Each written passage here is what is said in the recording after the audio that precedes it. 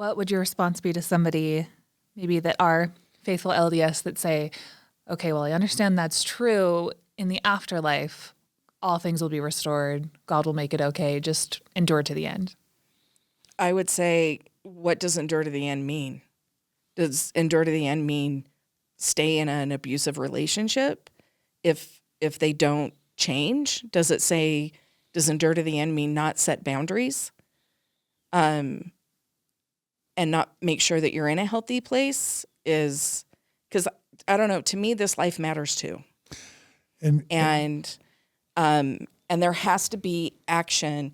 And even if I go back to my firm believing Mormonism, there's still action that you, as someone who has sinned, have to take to even exercise the atonement, right? The atonement isn't a give me. It wasn't a freebie.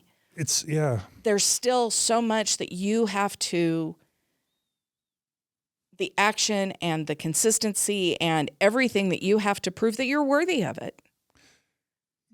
If I'm talking about the perpetrator. Yeah. More than just confession. I said something kind of radical in my interview last week with Lena and Sal, where I said, if the atonement makes you, if your covenants make you want to die, break your covenants, right? Yeah. I'm going to say something else kind of radical, which is the atonement is not all powerful. The atonement cannot make you ungay. The priesthood power can't restore a limb. There's never in the history of anywhere where somebody's limb has been chopped off and it's been regrown. Anytime priesthood power worked in terms of healing, it's been with like a cold that could have been cured in another way, or a misdiagnosis of cancer, or that could have spontaneously, there are limits to priesthood power if it has any power at all other than placebo. And the atonement is not infinite and all powerful. The atonement doesn't make a gay person straight. No. And the atonement doesn't fix pedophiles or child abusers. It doesn't fix them. It doesn't cure them. It just does not. And it's magical thinking to think that this, whatever Jesus did or didn't do, if Jesus existed at all, whatever he did or didn't do 2,000 years ago makes it so we can just go, yep, her dad's good because the bishop and stake president said right. So let's put him back in primary, put him in the nursery, put him in young men, put him back in the home with the victims and potentially other victims. No, there needs to be like the repeat offense of child or teen abusers seems to be so high. And the cure rate of these people seems to be so fraught and problematic. It is deeply dangerous to put this blind faith in the all-encompassing power of Jesus' atonement. No. Whatever you think about Jesus and the atonement, fine. It's super limited and failing. Jesus and God and the atonement all fail when it comes to the restoration or the curing or the healing of bipolar, of diabetics, of chronic depression, of PTSD, and of pedophilia and sexual abuse. So stop relying on the atonement, where, like you say, either constant vigilance and the full force and power of the legal system and of the social and of the social worker network and the child and protective services and the church and the family system.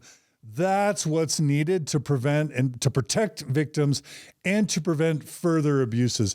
That's what's needed, not some blind magical thinking reliance on this, quote, I'll just say potentially fictitious infinite atonement that the church wants to rely upon. It does not fix abusers. It does not fix them. It doesn't. It won't. No. Yeah, I think that's why we do what we do at Mormon Stories and why we appreciate people being able to tell their stories, because there's people who can be complicit and say that, there is this God magic that will heal all. And I understand that gives spiritual strength and edification to a certain extent, but then to extend that people are safe again is so harmful. No. That Jesus that there's a talk once that was given that I kind of debunked on a YouTube channel by Kyle S. McKay, and it was like an hour-long speech at BYU. The entire thing was about how the atonement changes everything. Without Jesus, nothing can get done. And I would flip it on the other side and say, we have to do so much work as a society, as a church. And then if you want to have like a supernatural power that also you feel edified from, that's beautiful, that's great. But I think the scales are flipped in Mormonism about where the work needs to be done. Yeah. And I think if there is a God, they expect us to do the work, right? I hope so, yeah. That's part of, I think, why we're here is to do the work to make our society better, to make our churches better, our families better. That isn't something you can just pray will happen. It takes actual work. It takes vulnerability. It takes education. It takes all of those things. And as we're talking about this, I know this seems trivial, but like the story, and I heard it in church when I was young, of the floods were coming and somebody was like, they said, hey, you need to leave, the floods are coming. And they said, no, God will save me. And then the floods started coming and somebody came with a boat and he said, no, it's okay. God's going to save me. And then the floods keep going and he's on his roof and they're like, yeah. And then he drowns and he says, you didn't save me. And he's like, what do you mean? I sent all this stuff. Like, we have a responsibility to take action on our own before we can expect something to just, like you said. And then if there's a gap after we've done everything we possibly can, then if you have that faith that fills that gap, or that's great. But I will tell you that if I had relied strictly on the atonement, I would not be okay today. If I didn't do therapy, I would not be okay today.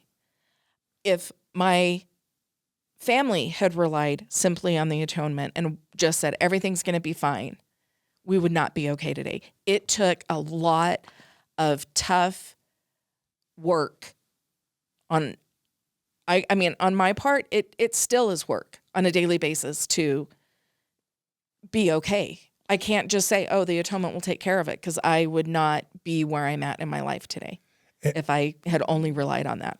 And it even goes beyond the atonement, because it's also reliance on, as you referred earlier, Carah, to this idea of our leaders are inspired, like Mormon leaders are inspired. Mormon leaders have discernment. This will be the third radical thing I say.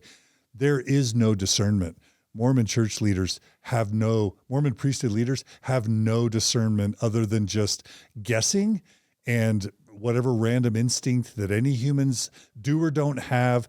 We're as subject and as prone to confirmation bias and missing things that within Mormonism, God will help you find your lost keys. But this little 8 or 12 or 14-year-old girl is like living with her perpetrator, and that perpetrator is getting called as bishop or stake president or celebrated. There is no Mormon priesthood discernment at all. And it's actually irresponsible of the Mormon church to not disabuse every member of this long-standing cultural perception that priesthood leaders have some divine connection with God so that they can protect their members and see the future. All Mormons should be put on notice that their leaders not only do not have discernment, any gift of discernment, but that any Mormon leader at any time could actually be a perpetrator. That's what Mormons should be taught. Yeah. Not that Mormon church leaders have the gift, any special gift of discernment. Yep. Yeah. Another good bishop I had actually in college did tell me, when I thought about rejecting a calling, he actually told me that he's like, yeah, I don't really have the spirit of discernment. I just thought you might like it.